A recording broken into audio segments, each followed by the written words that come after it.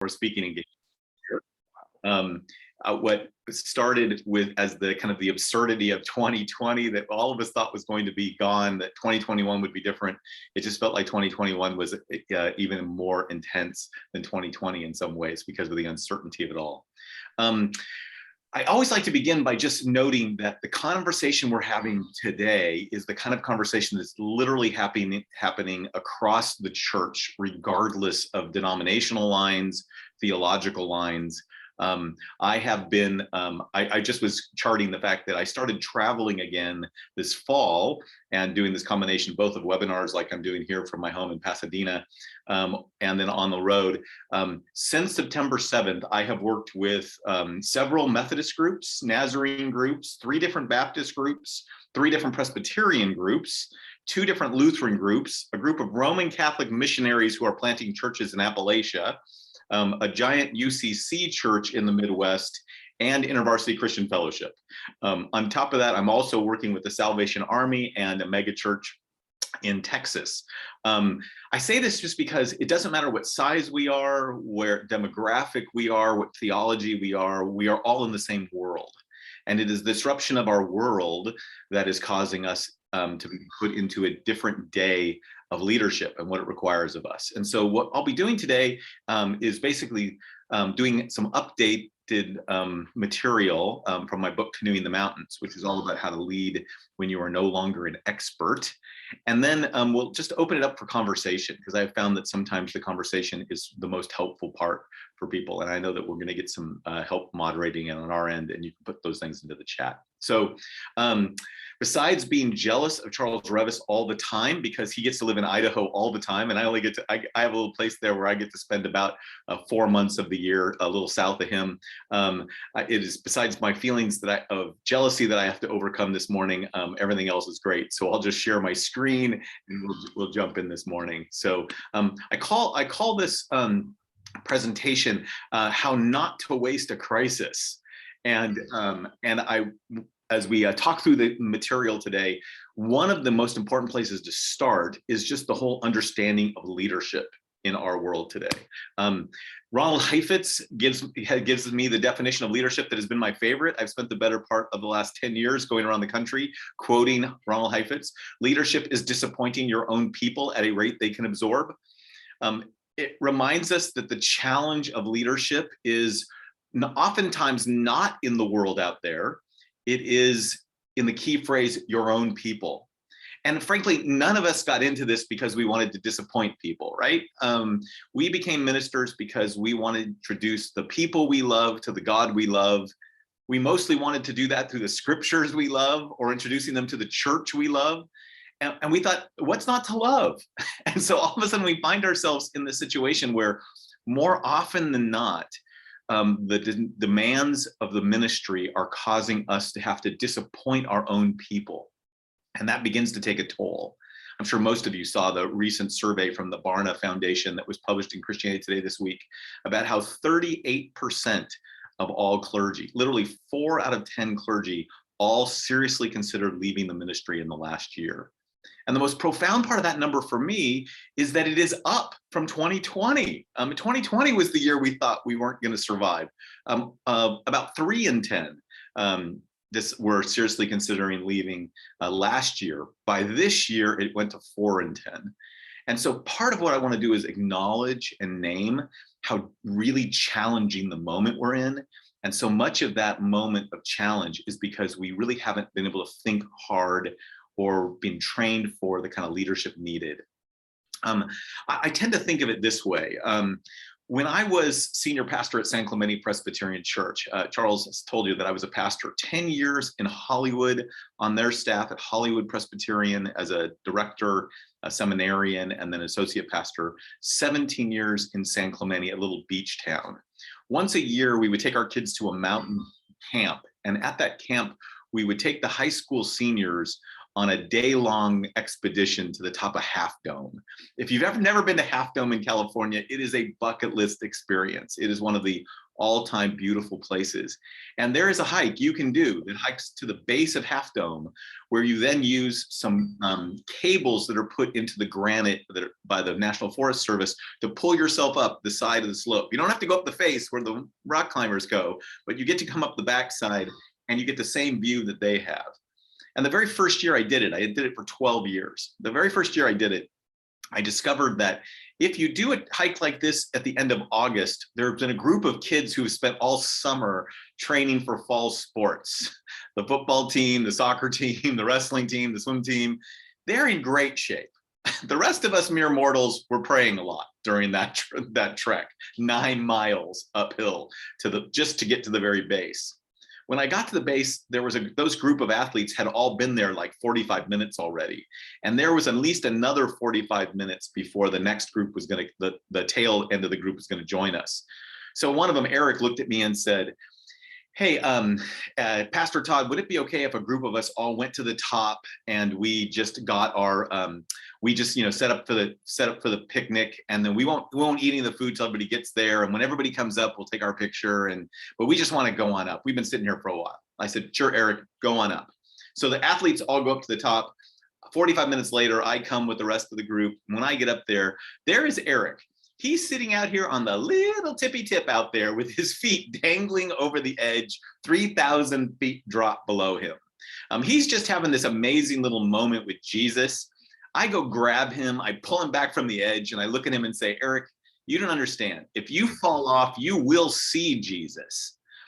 I will have to see your mother. That is way worse for me. Because if you take a group of kids to camp, you gotta bring them home. 10 kids to camp, you bring home 90%, that's not an A, right? Because what you're first entrusted with is the care of your people. And in the scriptures, that's what we call management or stewardship. It's taking care of the things entrusted to your care.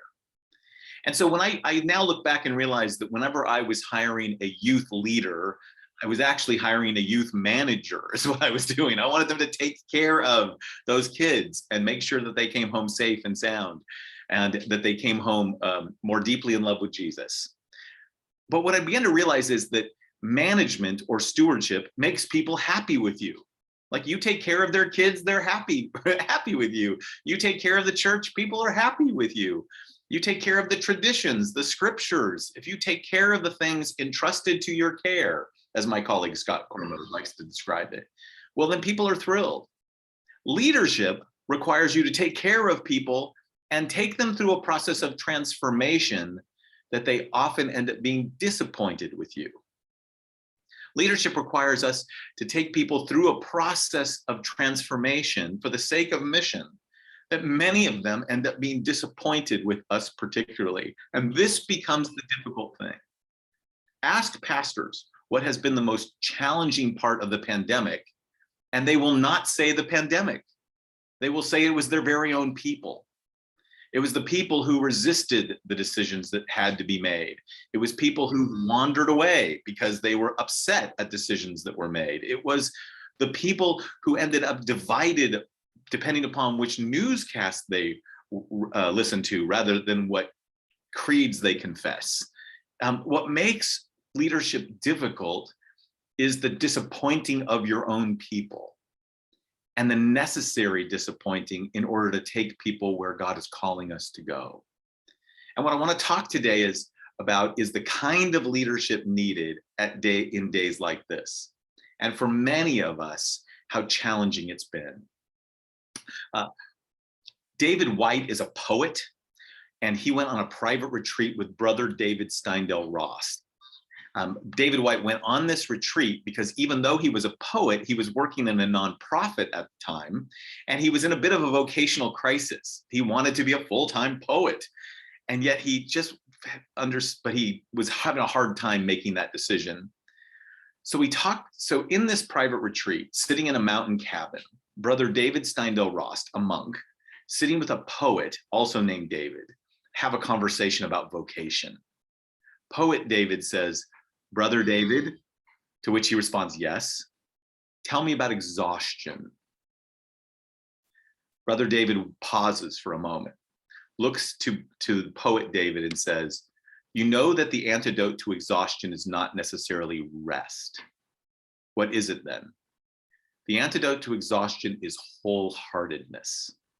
The antidote to exhaustion is wholeheartedness. He says, you're so tired through and through because you're only half here, and half here will kill you after a while. You need something to which you can give your full powers. You must do something heartfelt, and you must do it soon. I believe this is the challenge for church leaders today. This disappointing people at a rate they can absorb, this having to take people through a process they resist, this needing to lead people in a day where it is nothing like we expected it to be. We are half here, and half here will kill us after a while. We need to do something heartfelt, and we must do it soon. So let me pause for just a second before I launch into how we do this and make sure that you don't mishear me. If you hear anything that I say in the next several minutes that sounds like I'm saying, oh, just try harder, you're mishearing me. If you hear me say, suck it up, buttercup, it's always been hard, you're mishearing me. That's not the point. I do not believe that this is about trying. I believe that our wholeheartedness comes from training. I believe that we have not been prepared for this moment, and we can get prepared for this moment. And I believe that every single person on this call today is here because you want to continue to live out your calling with the people that God has entrusted to your care. But it takes a different kind of leadership than we are used to. For many of us, it is if we have been trained for the wrong thing. One of my mentors in my own life has a spiritual director. For years, he had a spiritual director who was a Catholic priest. The Catholic priest brother was a Marine Corps jet fighter pilot. The Marine Corps jet fighter pilot invited his priest brother to come to the Marine base on the priest's birthday. And as a birthday present, the jet fighter pilot got permission for the priest to sit in his flight simulator and experience what it was like to be in a flight simulator. So after flying around in these imaginary planes for a few minutes, these incredible pieces of machinery, and having all the experience of being overwhelmed and marveling at his brother's capacity, the priest comes out of the flight simulator, looks up at the guy training and says, why do you use flight simulators to train pilots? And the answer is, because at the moment of crisis, you will not rise to the occasion. You will default to your training. What I want us to know is that we were trained, and I say this as someone who works at a seminary who trains leaders, we were trained for a world that none of us could have imagined. We were trained for a world that doesn't exist anymore. And none of us could have imagined that we were training people for the world that we're in today. So it requires a different kind of training. Ronald Heifetz, who I quoted at the very beginning of this presentation, wrote an article in 2009. Ronald Heifetz is the guru behind, the thought leader behind, the founder of a kind of leadership that we call adaptive leadership, that Charles referred to in the introduction. I think some of you are familiar with this phrase. So today we'll get to do a deeper dive. Ronald Heifetz and his leaders did in 2009 is they wrote an article, what they called Leadership in a Permanent Crisis. It was written for Harvard Business Review. The premise was this: we are in 2009. We are less than 1 decade into this new millennium, and we've already had 2 major crises. 2001, 9/11, 2008, economic crisis. None of us could even imagine living in a world where there would be 2 major crises in a decade. He couldn't even imagine that 2020 was coming, could he? A day many of us have described as being like having 3 major crises at once. Somebody said we're in 1918, 1929, and 1968 all at the same time. We've been in a health crisis, an economic crisis, and a crisis of social injustice all at the same time. That has led to a deeper crisis politically and culturally, and that crisis has landed right in the middle of the pews each day, each week that we are gathered or not, depending upon where we are in the country and what our church has decided. In the middle of that crisis, there is such a temptation to just want to survive it. What Heifetz says is if you actually think about the crisis well, you can actually not only survive it, but you can thrive on the backside of it. And what he says is the way to think about this is divide the crisis into two phases. Phase one is what he calls the acute phase. It's where you want to survive. It is what my friend Andy Crouch referred to as having a blizzard mentality. If this is going to last for a few days or a few weeks, let's hunker down. Let's survive. I saw where a number of you are from the country. You know what to do during a blizzard. My daughter now lives in Austin, Texas. Last year, they had to discover what to do in a blizzard in Texas, where the whole world shuts down. You hunker down, you stabilize, you protect, you buy time, you endure. Heifetz says that the first phase of a crisis is like that. It's like being wheeled into the emergency room. If you've ever had the experience of going into an emergency room, you know that what you want is for them to take this seriously as an emergency. The last thing in the world you want is to think you're having an emergency and they're making you wait. But if they take it seriously and you find yourself in the room and everybody is paying attention to you, you realize there's something very comforting about having everybody gather around you, take care of you, make sure that you are stabilized, you are protected. They're buying you time. You're going to survive. And if you do, you come to this moment where all of a sudden you realize everybody's calmed down just a bit. The professionals are filling out paperwork on a chart. They're looking at the monitors. Your family takes a deep breath. Next thing you know, people are small talk and they're all just waiting, observing you. You are thinking, how do I get back my pants? How do I get out of this little skirt thing I'm in? How do I get to put my clothes back on? How do I get out of here? How do I get home? What happens to us after a crisis is we want to go back to what is familiar. So just think about this. If you ever get, confused about this, remember that the root word for familiar is the same root word for family. So when we are in an unfamiliar place, we don't just feel disoriented, we feel unfamilied. We feel abandoned. We feel orphaned. We want to get home. And what happens in many organizations is as soon as you get through a crisis, you'll want to go back to what is familiar, even if that familiar was not very good.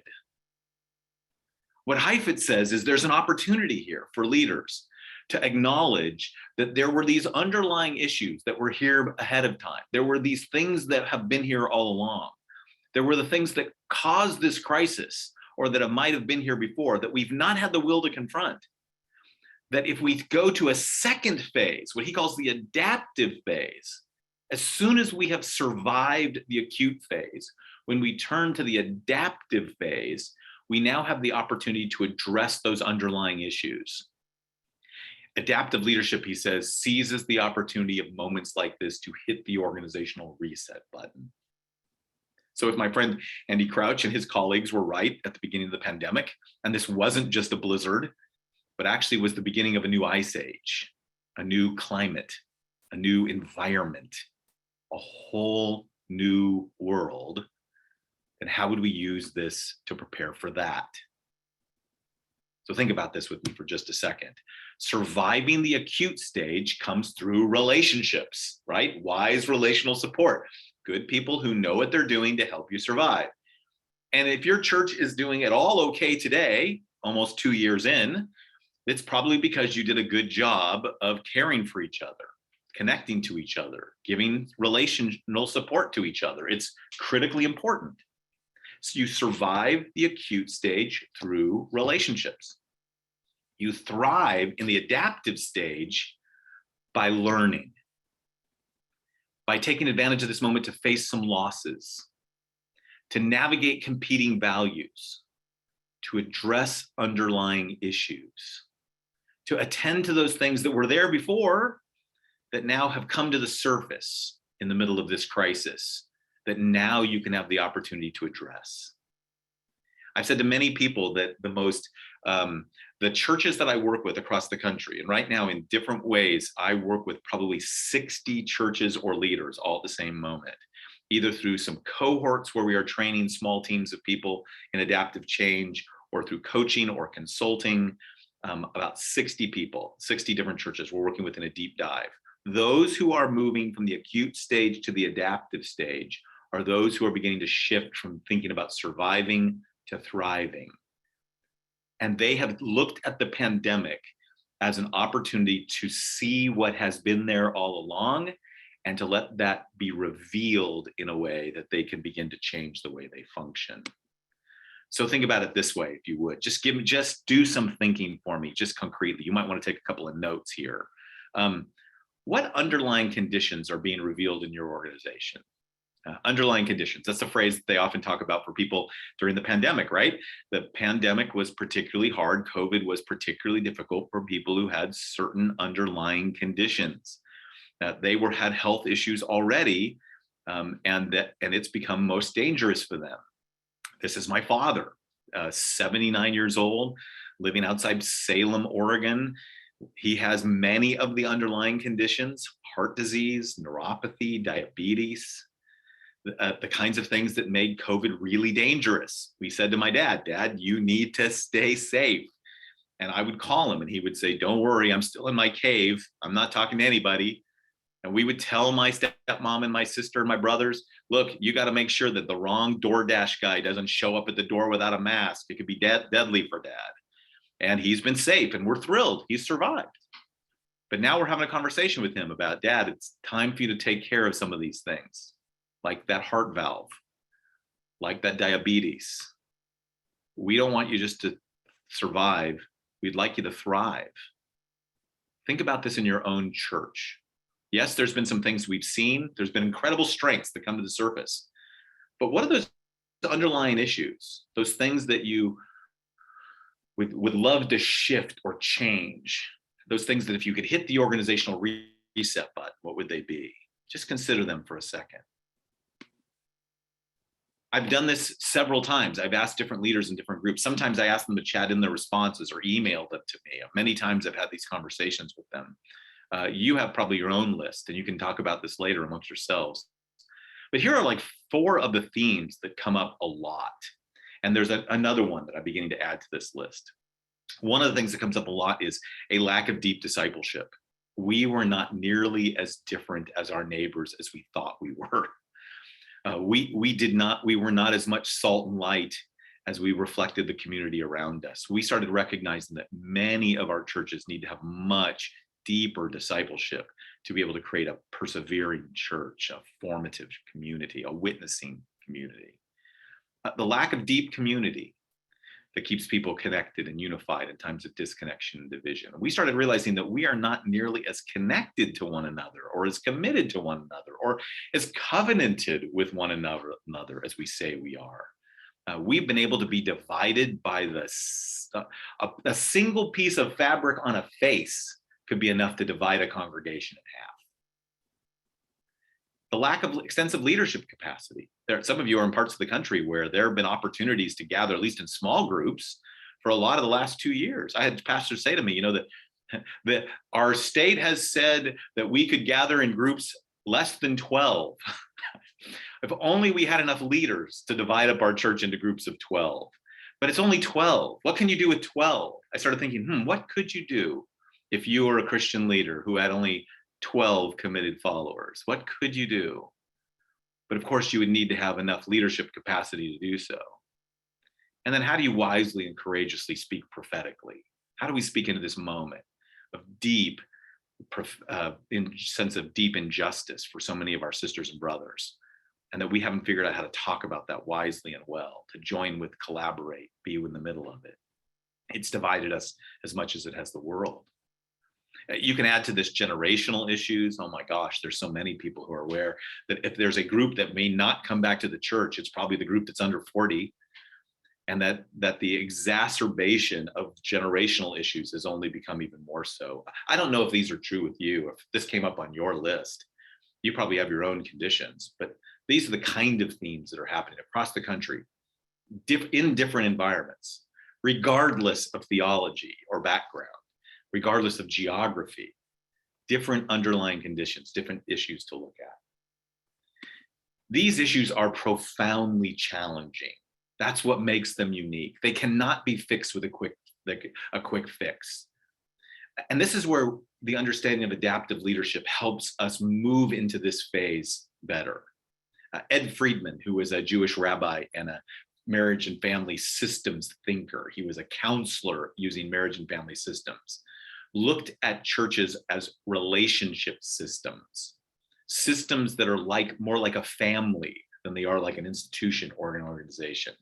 And notice what he says and see if you recognize yourself in this. He says, when any relationship system is imaginatively gridlocked. Let me just pause on that clause for a second. First of all, let it sink in that the way we function is more like a relationship system. For some of us, that's not a surprise, but we've been trying to lead a relationship system like it was an institution. Or we have believed that because it was a relationship system, we're a family, we're brothers and sisters, we love each other, then we didn't need to lead. But when a relationship system is imaginatively gridlocked, I ask the people I coach all the time, when was the last time you were in a meeting that was imaginatively gridlocked? One of them said to me, I can't remember a meeting I was in that wasn't imaginatively gridlocked, where we literally came up with the same answers over and over and over again. People would talk about trying to think outside the box, and we were spending all of our time debating the consistency of the box. Like, we were stuck. And this is not a matter of being smart enough, by the way. If you want to see really profoundly, imaginatively gridlocked meetings, go to a faculty meeting. Spend time with people who have doctorates, who have a hard time thinking about new things because they have mastered the wisdom of the past. When any relationship system is imaginatively gridlocked, it cannot get free simply through more thinking about the problem. That's the problem in a faculty meeting. Conceptually stuck systems cannot be unstuck simply by trying harder. I'm going to send all of these slides to Charles to send on to all of you. And the reason I am is because you're all going to want this slide. This is the slide that everybody comes back to. No matter what I say, they want to remember that quote that Friedman said, because this is what I want you to remember. Conceptually stuck systems cannot be unstuck simply by trying harder. If you're exhausted today, it's not simply about taking a break and then paddling harder. The reason why we need wholeheartedness is not to dig in and dig deeper. It's not about trying to outwork this problem. It's not about how much effort we put into it. Conceptually stuck systems cannot be unstuck simply by trying harder. You cannot get free through more thinking about the problem. Instead, for a fundamental reorientation to occur, that spirit of adventure, and there's the phrase, that spirit of adventure, which optimizes serendipity, that spirit of adventure which helps us discover new things, which enables new perceptions beyond the control of our thinking process, that helps us think new thoughts, consider new things. That spirit of adventure must happen first. Okay, it's not about outthinking, it's not about outworking, it's about having a spirit of adventure. What does Friedman mean by a spirit of adventure? Spirit of adventure requires learning. It's where we understand we are now in uncharted territory. There's no maps. We're not sure what's next. We're going to have to learn as we go every step of the way. We're no longer going to be experts. We're not going to be able to sit here and say, oh, I know exactly what to do. I've been down this road before. Nobody has. And anybody who tells you they have the solution, let me just give you one ironclad piece of advice. They are lying. Anybody who says that they know exactly what to do at this moment is lying. No one has been in this moment before. It requires learning, and it results in facing loss. I don't know about you, but you can't watch an adventure movie without knowing that at least somebody's not getting out of that thing alive. And part of what we have to admit and acknowledge is that we are going into a world where not everything we carried into this world, we're going to take with us going forward. That not everything that we have had from the past is going to survive into the future. And that's why this is so difficult. It requires learning. It results in facing loss. You're going to see these phrases again.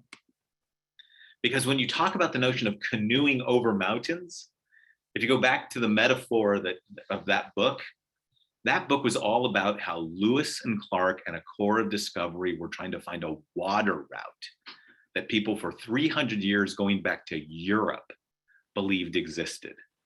A water route that was built on the implicit bias of believing that Europe is the center of the world, that the rest of the world is just natural resources that are meant for Europeans, and that anybody who could figure out how to take natural resources from the rest of the world and bring them to Europe would then become the wealthiest nation in the world.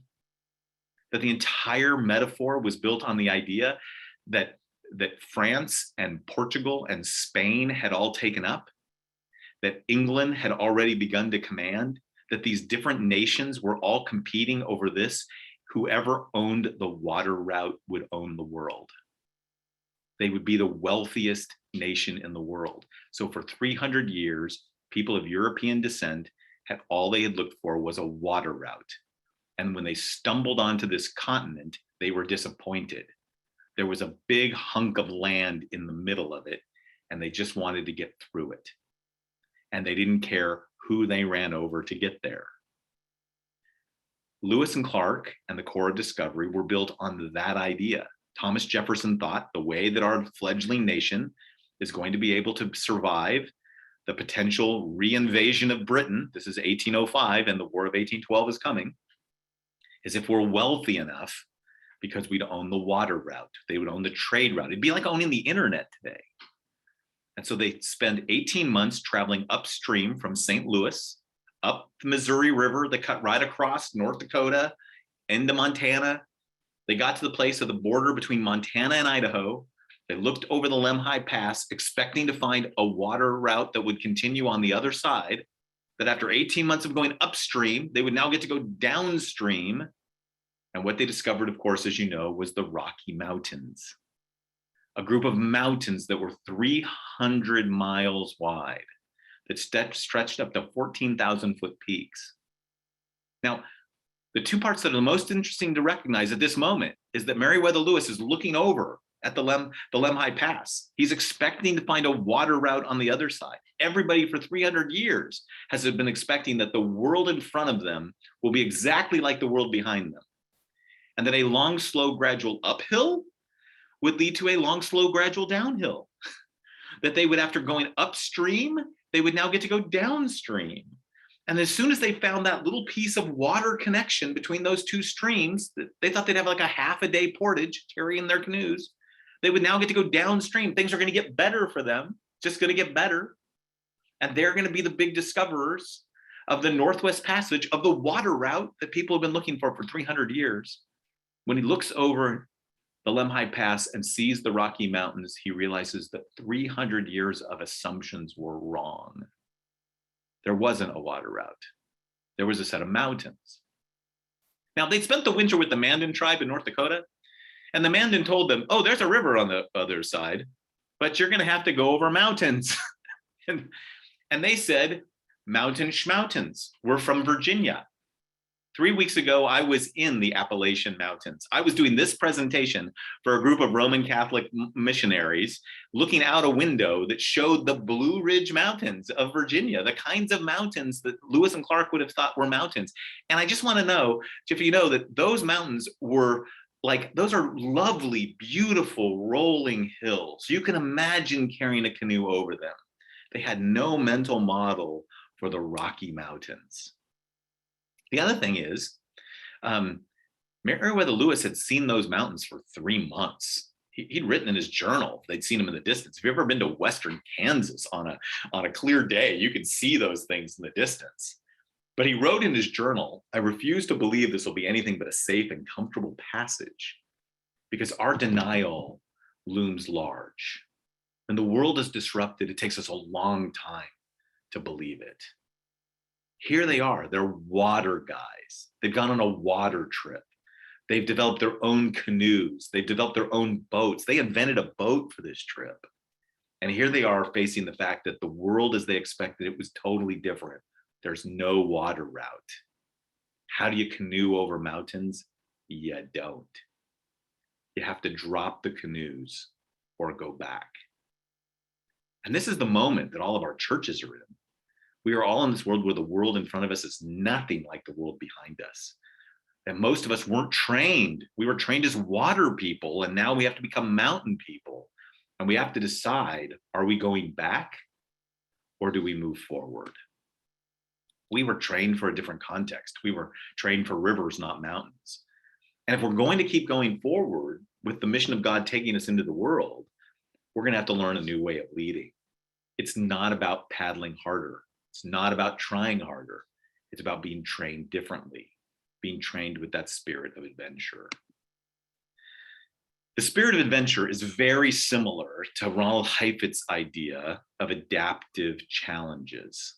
So let me just help you understand this. Some of you are familiar with this language, some of you may be new, but let's just see if you can get this concept in your head and see about applying it to those things that we talked about, those underlying conditions. Now, here's the thing to remember. Adults learn better going from the concrete to the abstract than from the abstract to the concrete. So try to hold before you one of those underlying conditions that I asked you to write down earlier, think about different, the things that have been revealed during the pandemic. And ask yourself the question, is this a technical problem or an adaptive challenge? You see, Heifetz was a doctor, so he liked to diagnose a problem. And he said, this is one of the first skills we have to learn in an uncharted world, in a world where we don't know everything, is we've got to do some diagnosis. A technical problem is not a trivial problem. It's not an easy problem. A technical problem is a problem an expert can solve. A technical problem is the application of current knowledge, skills, and tools to resolve a situation. An expert can solve it. So when my father goes in to have this valve replacement, I want an expert to do it, right? I want the person who says, Mr. Bolsinger, I know you're nervous. Heart surgery is no simple thing, but I've done hundreds of these. I will do 3 this week, and you're my first person. I had a good night's sleep. I'm ready to do this. I want an expert to solve it. This is where many of us as pastors have been. We are for people the experts in certain things, right? People come to seminary because someone looks at them and says, hey, you're the best Christian I know. You should go pro. And you should go off to professional Christian school. And they come to the school and we teach them everything that we can. And they get a master of divinity. They sound like they should be part of the Marvel Cinematic Universe. They're like a superhero, right? And we send them off into congregations. And when they get to the congregation, they are the expert who applies current knowledge, skills, and tools to things like the scriptures, to sermons, to souls. We teach people how to sit at bedsides with people when their loved ones are dying, how to counsel and give people spiritual counsel and care, and how to refer them to the right people when their marriage is struggling. We teach people how to look at the hardest passages of the scripture and find the presence of God. We teach people to pray. We teach people how to preach a sermon on the Trinity without committing heresy. You don't got to use that little egg or water thing. We can teach you how to do that. It's difficult, but it's a technical problem. And many of you are, as pastors, you are the people in your environment who is the expert in certain ways, and people thank you for that. Adaptive challenges cannot be solved with one's existing knowledge, skills, and tools. It requires people to make a shift in values, expectations, attitudes, or habits of behavior. Shift. How easily do people shift values, expectations, attitudes, or habits of behavior? This is why it's so difficult, because what has to happen in an adaptive challenge is we're not experts. We don't know what to do. We're stuck at this moment in imaginative gridlock, and we have to make a shift in values, expectations, attitudes, or habits of behavior. And even more, we need to discern which things we shouldn't shift. There are certain values, expectations, attitudes, or habits of behavior that we're not going to shift because we are the people of God. And to shift some of those would be to lose our identity. And how you discern between the two. When you think about that list of things that came up, those underlying conditions that come up, you started realizing that these couldn't be solved with a technical application. They couldn't be solved with a vote or with a spreadsheet or a survey. They couldn't be solved by bringing in an expert from out of town and telling you what to do. Yes, we could teach you how to do an online service. You can get an 11-year-old with an iPhone to help you do a Facebook Live, but they couldn't help a congregation begin to adapt to a technology in a way that they can continue to live out their mission. People got stuck. There's systemic problems with no clear answers. Adaptive challenges require learning. Sound familiar? They result in facing loss. We're going to have to drop that canoe. They reveal gaps in behaviors, values, or strategies that must be negotiated. We say we're about this, but we actually function like this. We say we're about loving our neighbors, but we spent all of our energy trying to make sure that we can get back to worship and take care of each other. We say that we're about being the people who let justice roll down, and yet we continue to make decisions that give power and influence to the church. We live in these gaps, and we finally see them. And sometimes we navigate deeply competing values. Should the church take care of its members? Yes. Should the church reach out to its neighbors? Yes. How do you deal with the fact that sometimes these values are in competition with each other? Yes. Adaptive challenges are difficult challenges. They require us to learn as we go.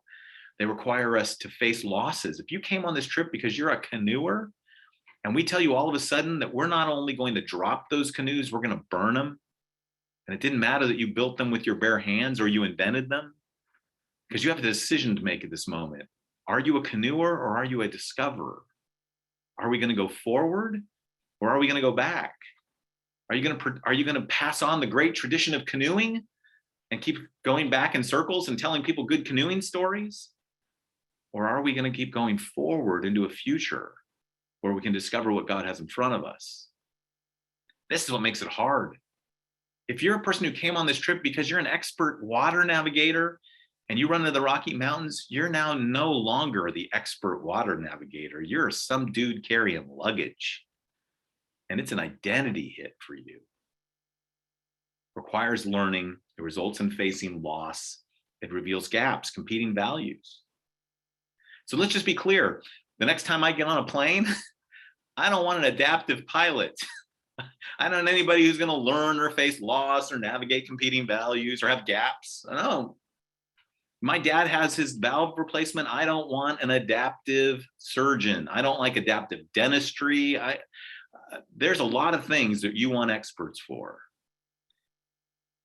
But to go forward in an uncharted world where no one's been here before, it requires a different kind of leading, learning, loss, navigating competing values.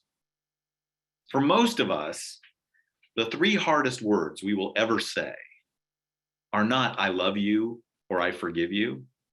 What psychologists say, the three hardest words for someone to say are "I don't know." And that's actually where adaptive leadership begins. It begins in "I don't know." It begins in having to stand before a group of people who trust you as their leader, who've seen you be competent in all the technical things that you can be competent in. You've handled the scriptures well, you've cared for their lives well, their marriages well, their family well, you've taken their kids to camp and brought them home safely. You've done all the things you need to do of technical competence where they trust you. And then stepping into uncharted territory where no one's ever been, and they look at you and say, "Pastor, what do we do?" And the only thing you can answer is, "I don't know, but we are going to learn. We're going to face whatever losses we go through. We're going to navigate those competing values. We're going to learn as we go through being adaptive leaders with adaptive capacity who can navigate them wisely and well." Eric Hoffer said, "In times of great change, learners inherit the earth, while the learned find themselves beautifully equipped for a world that no longer exists." And for many of us, especially I'm 57, many people my age, many of us who are in clergy, who are in senior leadership these days, who are in places where we are entrusted with being senior pastors or regional executive directors or what the like. It's because we were people who were really competent in that old world. We were trained during the season when the church was up and to the right. There were certain practices and programs and processes. I started serving in ministry on a church that had 9 associate pastors. Today, that church has 0 associate pastors. Many of us are in situations where we remember those days and knew how to navigate really well. We were expert canoers. And now we're part of an entire generation that's going off the map. And you can't tell them to keep paddling harder. We need to become equipped for the new world, not the world that no longer exists. Let me give you one final story and one final thought before we open this up to some questions. I was asked to go to Silicon Valley in my role at Fuller Seminary. I was asked to go there and meet with a group of Silicon Valley executives. They were venture capitalists and entrepreneurs and tech industry leaders. And I was asked to go there because one of our board of trustees heard me talk about an initiative that I was taking on at Fuller. I've been at Fuller now for about, it'll be 8 years in this summer. And for the first 6 years, I was a senior vice president at the school. And I was helping lead through a change in theological education. And one of the things we were working on was there is a growing group of people in the church around the world who do not need our degrees. They don't need master's degrees or doctorates, but they want ongoing formation and they want leadership development. And so my team was charged with working with all of our outward facing centers, Fuller Youth Institute, the Dupree Center for Leadership, where I work now, others, and try to take those and make those available to churches and to church leaders and to people who are developing as leaders who don't necessarily need our degrees. They don't want degrees, they don't want debt, but they want to learn. So our job was to work with that whole group of people and figure out how we would serve that group of folks. And so we were developing a thing that is now called Fuller Equip. It is a leadership platform. It's an online platform for delivering resources. And my team was developing it. And at the very beginning of developing that product, we started talking about how we were going to make this shift from just being about degrees to being about students who get degrees and learners who don't need them. And we found ourselves in this moment, and I gave a presentation to the board of trustees, and the board of trustees, one of the guys who on the board of trustees was a lawyer from Silicon Valley. And he said to me, look, you just need to know this. Bringing change like this, innovation, to a traditional institution usually doesn't go well. Like what happens is the traditional institution will kill the innovation almost every time. I remember the car called the Saturn, which was the innovative car of General Motors. Do you know that General Motors had the electric car before Toyota had their hybrid? Like those traditional car companies killed innovation. Todd, you could end up being the new Saturn of theological education. This traditional institution could kill your innovation. So you might want to go talk to some folks in Silicon Valley about how to do that. I took them up on it. I flew to Silicon Valley. I ended up in this boardroom. They asked me to give them a pitch, just like they said, just give us a pitch as if you were trying to ask us to fund this venture. You know, like if you're a brand new company and you wanted funding, tell us why this is worth investing in. We're not giving you any money. We just want you to know that. We're just going to give you our time. But give us your pitch anyway. And I did. I was a good pitch. At least I thought it was. But when I finished my 10 minutes of preparing for them, of presenting to them why Fuller needed to make this change, they were all smirking and giggling. And one of them looked at me and said, who are you trying to help? I said, we want to help church leaders who don't need our degrees, but they want ongoing training and formation. They want resources for themselves and their church members. We want to help people who don't need to come and get a master's degree or doctorate degree, but they want the resources of a seminary. He said, oh, and you want to help them? I said, yeah. He goes, you've been doing that presentation around Fuller a lot, haven't you? I said, oh yeah, that's why I'm here. I had to give it to the trustees, have to talk to the faculty. I got to convince staff to come on my staff, you know, where I have to raise all the money for it. Yeah, I'm doing it. He said, yeah, that's really interesting because you just gave us 10 minutes on why this is really, really important because it will help Fuller survive. You said seminaries aren't going to survive and you have to make these changes. It's a compelling case. But Todd, what you don't understand is nobody cares whether your institution survives. They only care if your institution cares about them. Nobody cares if our churches survive the pandemic. They don't. You got some of you guys who got churches in towns where they would just as soon that you went under so they could sell it to a developer who could put up condos who could get tax revenues, or to bring in a big box store, or maybe it's a really cool location they could put in a brew pub, bring back young people to the neighborhood. Nobody cares whether their institution survives. They only care if your institution cares about them.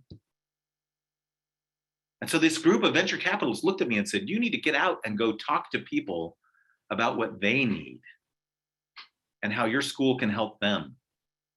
You need to be more focused on your neighbor and not yourself. And one of them said, wait a minute, isn't there like a Bible passage? Didn't Jesus say to us that we need to love God and love our neighbor? When the venture capitalist is helping the seminary professor with a Bible lesson, it's a bad day for the seminary professor. But it was the reminder. You see, our default behavior of most organizational leaders is to solve problems for our organization rather than change our organizations for meeting the needs of the world. What adaptive leadership requires of us is to be able to learn the lessons that we need to learn to make the changes to carry out our mission, to love our neighbors, to move the mission forward. All these changes and all this adaptive leadership is really about continuing to be faithful to the gospel in a dramatically changing environment without losing the core of who we are. And that requires a different kind of leadership, a kind of leadership that is profoundly aware that we must learn, face losses, and navigate competing values in a new way of leading. All right, I'm going to pause so we can take some questions, and then if need be, I can always come back and share some other information, but I want to make sure that we have an opportunity to hear some of the things that people have questions that have been raised so far. I guess we have about a little bit more than half an hour, and then if there's some more information, more concepts we want to go deeper on, we can do so. Thanks, Todd. Fantastic. I've read your book. I've heard you speak probably 8, 9, or 10 times. Each time I hear this material information, I realize how important it is to continue to come back to it, relearn it, try to apply it, learn again. So thank you so much. Very clear, very helpful as always. Fantastic. We have Brian Johnson who's going to pitch the questions. I pinned Brian to the screen. So we're going to start with the written questions that have been placed there. So at this point, if everybody would remain muted, except for Brian and Todd, that'd be great. And then if we still have time after these questions are dealt with, then we'll open it up to anybody unmuting and posing a question. But we have some great questions. So, and I know Todd's got all the answers. So, okay, go ahead, Brian. Yeah, Todd, could you speak directly to, go ahead and mute that.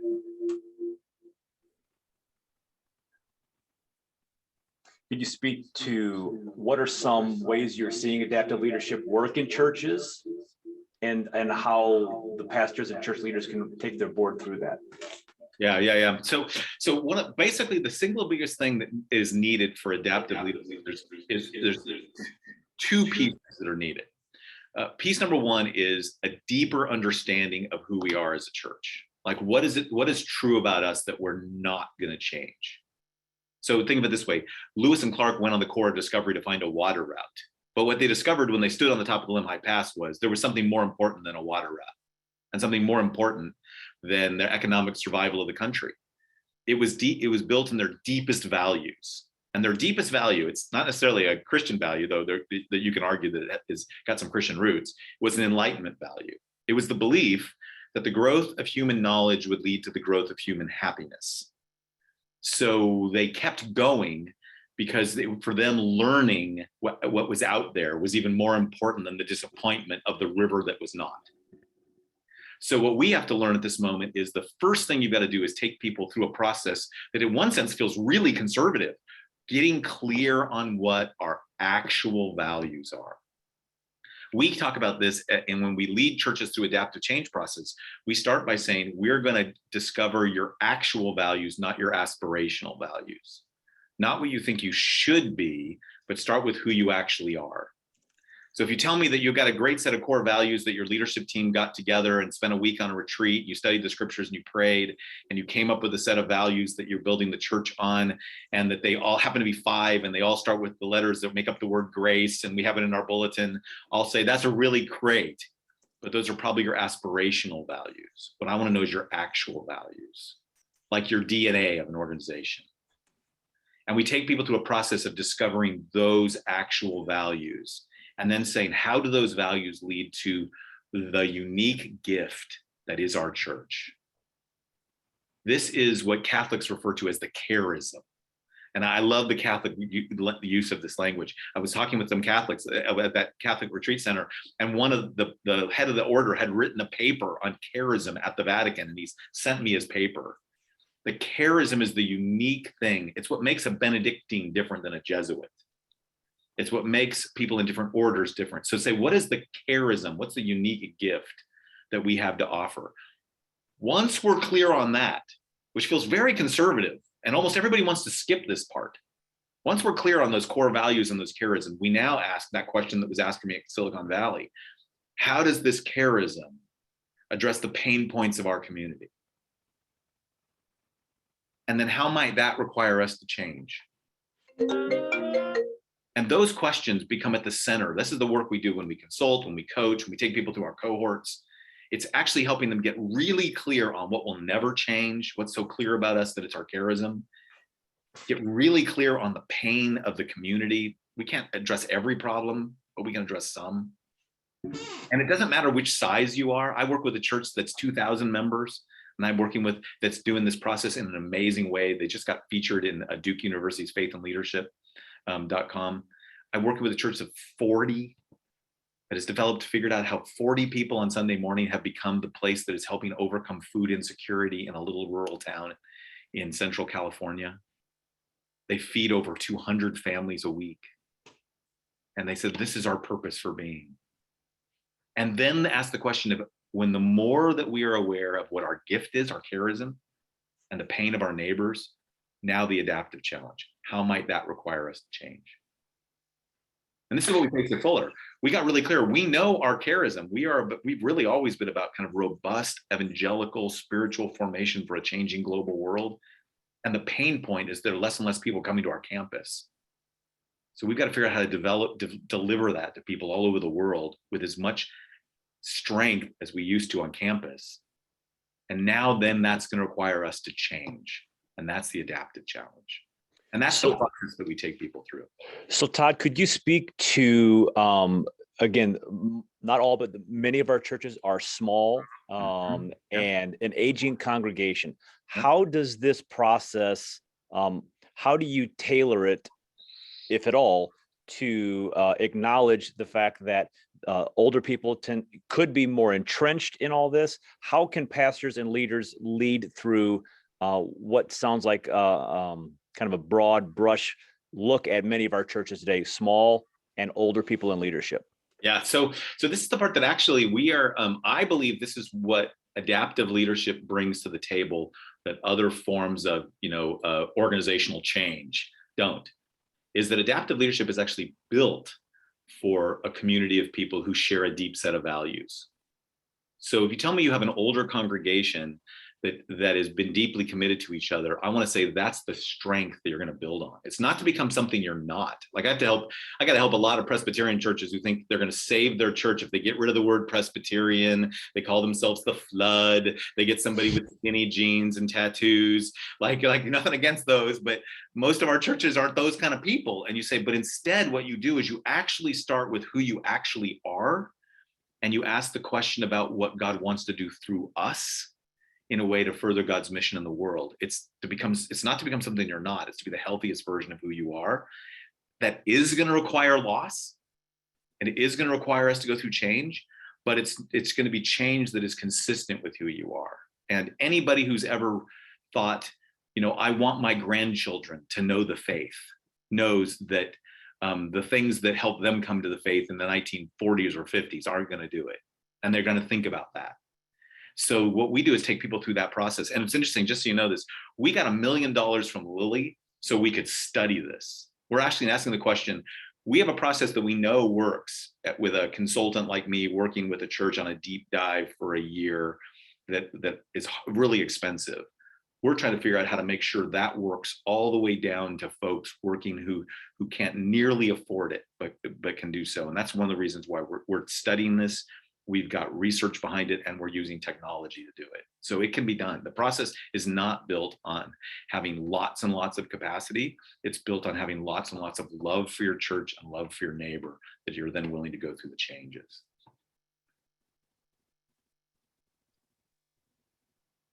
Tod, can you share some, I think you did a little bit along the way, but can you share some concrete examples of what you are seeing? Not so that we can mimic these, but what have been some of these shifts that you're seeing in churches who have gone through this journey over the last couple of years? Yeah, so here, let me give you just a couple. One is the church that I attend. So I attend a church in Pasadena, California. So I've always pastored slightly larger churches before I came to this one. This church has about 150 people on Sunday morning that I go to now.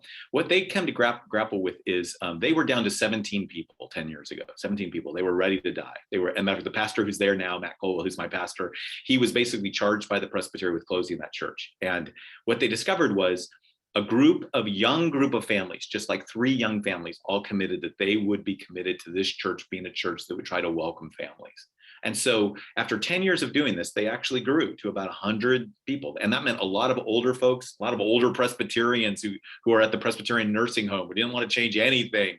Like the older Presbyterian pastors, they all had to get on board. So they went through this long, slow process. But what they discovered really that they'd missed was when they took a look at who was actually in their congregation, they realized, oh, our unique location is kind of weird. We're right between Caltech and Fuller Seminary and Pasadena City College. We're actually an incredibly academic environment that is kind of intimidating for people. And it's actually kind of hard to break into. And we say we want to be for families everywhere. And the truth is what we really are is for families of nerds. We did a young adult gathering at our home, and I invited my nephew and his wife. They're both college grads. He's a fireman EMT. She's a marketing person. They came to a dinner with a group of our young adults, and at the end of the night, I said, hey, do you want to come back and meet these folks? They said, Tod, these aren't our people. They had an entire argument over how close we are to having the math to invent lightsabers, real live lightsabers. This is not our people. So one of the things we had to grapple with the church is they didn't like their identity. They didn't like the fact that they felt elitist and they felt like people wouldn't appreciate them. But when they started actually grappling with who they are, they realized they changed their mission statement, and now it changed their focus. And their mission statement is forming a community, inviting intellectual seekers to a deeper life of community and transformation. They just put it out there. We're a place for intellectual seekers. And what they meant was they said, so not everybody's going to feel comfortable here, but we're going to be good at this group of folk. So if you get to the children's message, it's done by a rocket scientist. And these are a group of people, as my wife said, who are just not a bunch of chuckles and fun, but they need deep community. They have a deep love for each other. And the more they embraced who they are, the more they became to be more vibrant. And I use that example because it's a church, it's something that almost nobody else can identify with, except that they had to really grapple with who they are. And this is happening across the country. Churches across the country coming to grips with, hey, our churches at our core, our charism has always been about this. So how do we then use that for our neighbors to adapt and give up what we'd like to give up? Like my church had to give up the idea that it would be a big old mega church that reached a lot of people. No, it's going to be about this size, but it's going to be really a vibrant place for people who come to our community to come to college would find a vibrant place to engage their faith intellectually. Tod, can you speak to, so if you're leading this, how do you both lead this and yet shepherd the people at the same time? Yeah, so one of the things we've discovered is adaptive leadership requires profound amounts of empathy. You are leading people through loss. So let me just say this to you. This is actually one of the strengths. This is one of the reasons why so many church leaders actually can do this, because we were all trained to help people with loss. But our problem is we were helped to train individuals with loss and not a community with loss. So we know what to do if there's a tragedy in your community. If you show up at a house and someone has just like had to bury their child, it's horrid, but you know what to do. You know how to walk with people through that. And your church knows how to walk people through it. What we haven't figured out how to do is walk a community through loss, walk a congregation through loss. And so that's one of the adaptations right there, the growth of our empathy and the growth of our capacity to be more aware of how people are experiencing loss. I mean, at Fuller, one of my professors said to me, I came back to work with at the church at the school after having been a student there. One of my professors looked at me and said, "Tod, what happened to our Fuller?" And I knew what she meant. Our Fuller, when I was a student, meant 200 Presbyterians every Tuesday morning gathered for worship. Our campus filled with people, theological conversations happening over lunch, and robust worship services in our chapel. Today, our best students aren't on campus because they're in your churches. You want to keep them home. And so we have to learn how to serve people who are on your staff or in your community, which means our campus isn't as vibrant, but our impact is even greater. And that's still an experience of loss. So it's leading through empathy, through clarity of vision and mission, and through leading people through the losses they need to face in order to move forward for the sake of the mission in the world. That's great stuff, Tod. Could you speak to how this adaptive change process, in what ways does it take on a nuance when you are working with an African-American congregation, and the complexity and the uniqueness of that culture? How does this work in those contexts? And what things need to happen differently in light of it? Well, let me say a couple things. One of the tenets of Canoeing the Mountains, probably the thing that most people miss if you don't read through the whole book, because I was taking people through the disruption of the majority church, is that the hero of the story is not Lewis and Clark. The hero of the story is Sacagawea, a Native American teenage nursing mother. It's when they reached out to her and let her join the leadership, you will find that one of the things that will happen in that moment is that you will have to open yourself to the voices of people that you've not listened to before. And I believe that one of the moments that's happening in the church today is we're beginning to recognize that some of the most vibrant places in the life of the church are in the global church, the immigrant church, the African-American church, the Latinx church. And that for many of us, because we have been so built on the past and our histories of the past, we have not heard those voices. So this is actually a moment. One of the principles is the future is here. It's just on the margins. And again, it's our margins, because we're the folks who think of ourselves as being in the center. So when we begin to listen deeply and allows folks of other communities to talk about their cares, of their gifts, their mission, we start realizing they've been doing this forever. This is like the most normal process because they didn't have the power and privilege of the past. So in our adaptive church leadership cohorts, we have a number of African-American churches. Many of them are mainline. A lot of them come out of the South. They are vibrant places that are actually discovering, hey, this has been our skill set for years. Y'all just weren't listening to us. So the more that we can develop the kind of congregations that allow people to happen in that way, the better it's going to become. That's great. So aside from the pinnacle, which obviously is the book Canoeing the Mountains, what other resources would you point pastors and church leaders to who want to get more information and resources and tools in this area? Well, I mean, it's self-aggrandizing. I'm sorry for this. I mean, the second book I wrote that came out of Canoeing the Mountains was because the conversation everybody wanted to have with me was the chapters in the book on sabotage. So I always say that canoeing, the big disruption of my own life was writing Canoeing the Mountains, thinking that it was a Lewis and Clark book and discovering that it was a Sacagawea and a sabotage book. It was a book about listening to voices that are all around us that we have ignored, including me, and paying attention to the fact that sabotage, which is your own people resisting change, is not only normal, but that it's actually profoundly biblical. Not that it's good biblical, it's just all through the Bible. And that when we start to see it in the scriptures, we begin to realize that what we need is the capacity to deal with, to become resilient. And so my newest book, Tempered Resilience, which I think we're going to talk about in a few months, is really a book that is all about developing the formation, to developing the resilience to be able to be faithful in the face of resistance. And so it's those two books together. I mean, I'm working on a new one, which is on discipleship and adaptive capacity building. But it's those two books together that have really been my own experience of being disrupted and learning as I've gone.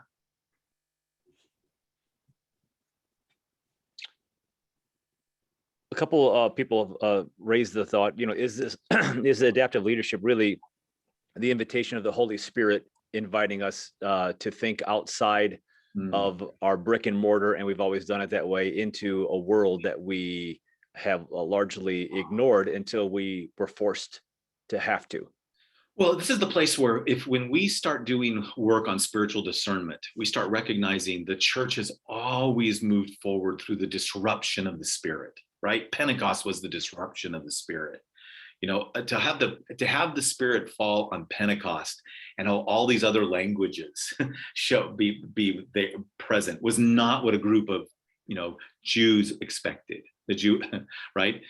Even Jesus hadn't even prepared them for that because he had said to them, our mission is to go to the lost sheep of Israel. I mean, he was giving indicators that they were going to move forward toward Gentiles, and he commissioned them to preach to all nations. But they had to wait for the Holy Spirit to be able to do that. And I think the same thing happens with Peter and Cornelius. I think it's the same thing that happens in Acts chapter 10. I think it's what happens with Paul in his disruption. I think for us to recognize that part of what we are getting to is we have really invested in a lot of canoes, properties, structures. I mean, they're wineskins. And I think the Spirit has taken us back to the taste of the real wine. And I think what we're trying to get in touch with is, what does it mean for us to create vineyards that create the fruit that becomes the wine that makes the world glad, rather than production centers that continue to recycle the old wine.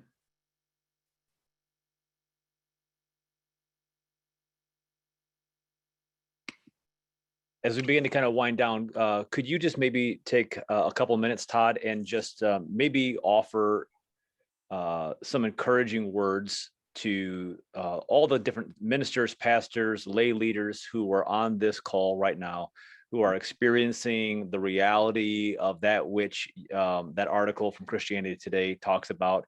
What would be some encouraging words that you would offer to this group in this moment who are in the throes of all of this? Yeah. Well, the thing what I want you to hear is what has been most life-giving to me has been to realize that I don't have to be an expert. That my faith started in becoming a disciple.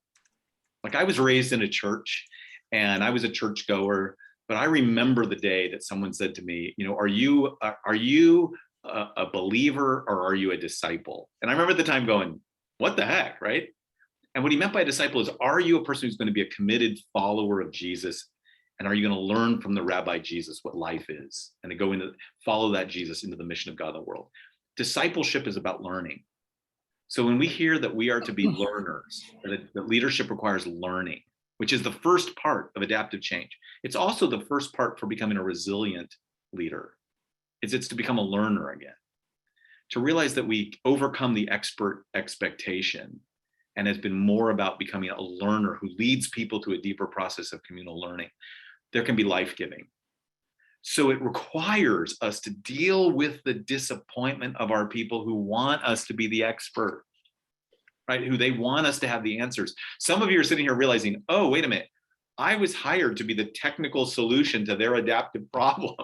like they hired me. They wanted to get younger, so they hired me. They didn't want to change anything else except a younger face in the pulpit. Or they wanted us to reach our neighbors, and so they got their money together and said, okay, you're the one that does it. We'll support you, right? What you have to actually do is lead people through a process of transformation that begins with your own transformation.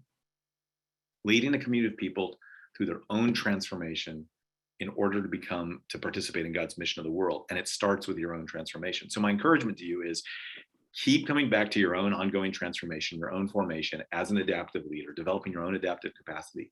Invite other people into it. Create a small core of discovery team. We'll go with you and try experiments. And it's how we coach. It's how we build out our process. It's how we do adaptive change. And I will put a resource here if you just want. You can just text the word change to 66866. And with that text, you can get connected to what we do at the Church Leadership Institute at Fuller, and it'll also connect you to some of the other resources we have. So just wanted you to know that. Hey, Brian, I'll pick it up from here. Thank you, Todd. I'm glad that 8 was in that list. Me too. Oh my gosh. Oh my goodness, we'd be in trouble, right? Yeah. I do think when we focus on leadership, there's always a question about where's the intersection between pastor as shepherd and leader. Are we talking CEO leaders and now we're becoming unspiritual and just adopting the world's forms of leadership? Maybe it'd be helpful to talk about that intersection between the two, and how do people that are wired as shepherds move a little more towards, adopting leadership and forming leadership teams in the church to help them move ahead. We have 9 minutes and we'll be done. So. Oh, that's great. So it's an interesting thing, Charles. I ended up in an argument some years ago with Matt Galley at Christianity Today. I didn't intend to. Matt and I have met each other since then, and it was a blog conversation. He said, basically, he quoted Eugene Peterson, who said, we don't need CEOs, we need pastors. And he said, we don't need leaders, we need shepherds. And so I ended up in this argument because I said, look, here's the problem.